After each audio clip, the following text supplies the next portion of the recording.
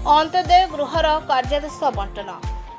झारसुगुड़ा जिला किरमिरा ब्लॉक परिसर में पंचायतराज और पानीय जल विभाग ओडिशा सरकार को अंत्योदय गृह योजना रे किरमिरा पंचायत समिति पक्षर अंत्योदय गृह तैयारी पई कार्यादेश बंटन कार्यक्रम अनुष्ठित होईछि। एही कार्यक्रम में स्थानीय विधायक टंकधर त्रिपाठी मुख्य अतिथि भाव जोगदे ब्लॉक 60 जन हिताधिकारी गृह तैयारी पई कार्यादेश बंटन करथिले।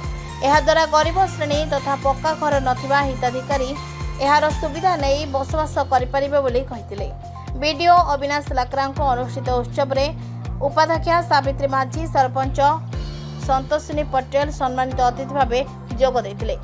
बीजेपी मंडल सभापति उद्धव सिंह नायक, नेता विजय शर्मा, बाबूलाल किसान, झसकेतन प्रधान, जामिनीकांत नायक, शुभम साहू, संदीप पटेल, रूपेश बेहरा उपस्थित थिले। बीपीसी चांदनी बेहरा कार्यक्रम को परिचालना करथिले। जीडीपीओ ईश्वरी प्रधान, बीएलसी आशुतोष दास सहयोग करथिबा बेले बीपीएस सूरज जयपुरिया धन्यवाद देथिले। लयकेरारू अनिल कुमार सराफ को रिपोर्ट, प्रतीक्षा न्यूज।